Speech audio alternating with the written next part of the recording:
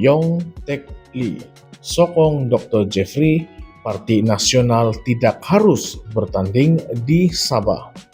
Seruan oleh Presiden Parti Solidariti Tanah Airku STAR Sabah, Datuk Seri Dr. Jeffrey Kitingan supaya parti-parti nasional tidak bertanding di Sabah mendapat sokongan penuh daripada Presiden Parti Maju Sabah atau SAPP, Datuk Seri Yong Tek Lee. Yong menyatakan bahwa pandangan Dr. Jeffrey ini mencerminkan kehendak dan sentimen rakyat Sabah yang semakin menginginkan autonomi sebenar dalam pentadbiran negeri. Baginya, pentadbiran Sabah haruslah berada di tangan rakyat dan parti-parti tempatan, bukan dikawal dari Putrajaya melalui Parti Nasional. Yong turut mengingatkan bahwa pengalaman lalu menunjukkan bagaimana parti-parti nasional seringkali mengabaikan keperluan negeri dan menggagalkan usaha-usaha menuntut hak Sabah seperti yang telah dijanjikan dalam Perjanjian Malaysia 1963 atau MA 63. Salah satu contoh yang menjadi perbincangan hangat ialah apabila wakil rakyat dari Parti Nasional secara tiba-tiba menarik balik saman terhadap Kerajaan Persekutuan pada tahun 2021. Saman tersebut adalah berkaitan tuntutan Sabah terhadap 40% hasil cukai yang dikutip di negeri itu oleh Kerajaan Pusat seperti yang termaktub dalam MA 63. Keputusan menarik balik saman tersebut bukan sahaja mengecewakan rakyat Sabah tetapi juga menimbulkan persoalan sama ada wakil rakyat tersebut lebih memihak kepada kehendak pusat berbanding mempertahankan hak negeri itu sendiri. Selain itu, Yong juga mempersoalkan isu cadangan untuk memperuntukkan 35% kursi parlimen kepada Sabah dan Sarawak. Cadangan ini yang dilihat sebagai langkah penting untuk memberikan suara yang lebih besar kepada Sabah dan Sarawak dalam pembentukan dasar negara tidak mendapat sokongan daripada mana-mana parti nasional. Yong menyifatkan perkara ini sebagai bukti jelas bahwa parti-parti nasional tidak bersungguh-sungguh untuk memperjuangkan keadilan bagi Sabah dan Sarawak. Adakah ini satu kebetulan atau adakah ini menunjukkan bahwa pemimpin dari Parti Nasional tidak benar-benar mempedulikan kepentingan Sabah? Tanya Yong Tek Lee secara sinis. Yong Tek Lee juga mendakwa bahwa pemimpin Sabah dalam Parti Nasional sering terikat dengan struktur kuasa pusat yang lebih memihak kepada Kuala Lumpur. Dinamika politik yang berat sebelah ini, menurut beliau telah melemahkan kedudukan autonomi Sabah seperti yang dijanjikan dalam MA 63. Beliau menegaskan bahwa kebangkitan seruan untuk pelaksanaan penuh MA 63 adalah bukti jelas ketidakpuasan hati rakyat Sabah terhadap penguasaan Parti Nasional. Autonomi Sabah yang telah dijanjikan dalam MA 63 tidak seharusnya sekadar menjadi retorik politik, ia perlu dilaksanakan sepenuhnya demi kepentingan rakyat Sabah. Tambah Yong Tek Lee dengan nada yang tegas. Sokongan Yong terhadap pandangan Dr. Jeffrey turut menguatkan hujah bahwa parti-parti tempatan Sabah lebih memahami dan komited terhadap keperluan negeri. Beliau menegaskan bahwa kehadiran parti-parti nasional di Sabah seringkali menjejaskan usaha-usaha memperjuangkan hak-hak negeri.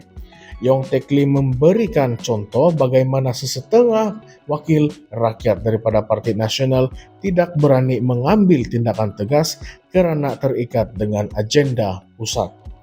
Hal ini jelas menunjukkan bahwa pemimpin-pemimpin ini lebih mengutamakan kehendak pusat berbanding kebajikan rakyat Sabah.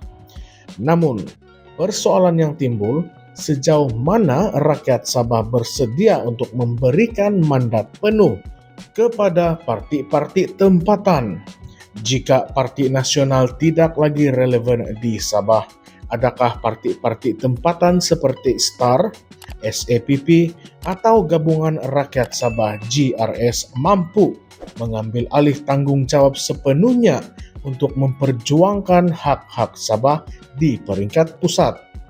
Yong Tekli percaya bahwa parti-parti tempatan lebih komited kepada agenda negeri, tetapi keberkesanan mereka masih menjadi persoalan utama, terutamanya apabila berhadapan dengan pengaruh besar Putrajaya. Persoalan lain yang turut menjadi perdebatan adalah sama ada langkah menghadkan penyertaan Parti Nasional di Sabah boleh dianggap sebagai diskriminasi politik.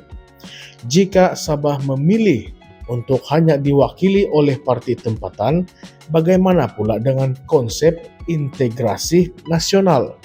Adakah ini akan membawa kepada perpecahan antara Sabah dan Semenanjung Malaysia? Atau adakah ini langkah yang perlu untuk memperjuangkan keadilan bagi rakyat Sabah?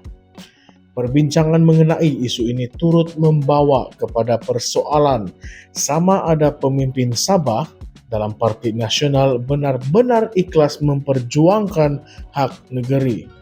Yong Tekli dan Dr. Jeffrey telah menyentuh tentang isu pengabaian hak MA63, tetapi adakah hanya Parti Nasional yang patut dipersalahkan? Bagaimana pula dengan pemimpin Sabah sendiri yang berada dalam kerajaan pusat? Adakah mereka juga turut berkompromi demi kepentingan peribadi? Pandangan Yong dan Dr. Jeffrey mengenai autonomi Sabah sememangnya selaras dengan sentimen yang semakin kuat dalam kalangan rakyat Sabah. Namun, langkah ini juga membuka ruang kepada perdebatan yang lebih besar mengenai masa depan politik Sabah. Adakah ini langkah ke arah memperkukuhkan autonomi negeri atau sekadar retorik politik yang mungkin membawa kesan negatif kepada hubungan persekutuan? Pendirian ini juga menimbulkan persoalan mengenai masa depan kerjasama politik antara Sabah dan Putrajaya. Jika Sabah benar-benar memilih untuk memperkukuhkan autonominya, apakah kesan terhadap kestabilan politik di peringkat nasional? Adakah ini akan membawa kepada ketegangan politik antara Sabah dan kerajaan pusat, atau adakah ini peluang untuk mewujudkan hubungan yang lebih adil dan saksama? Perbincangan mengenai isu ini pasti akan terus menjadi topik hangat di kalangan rakyat Sabah dan pemerhati politik. Apakah pandangan Anda semua?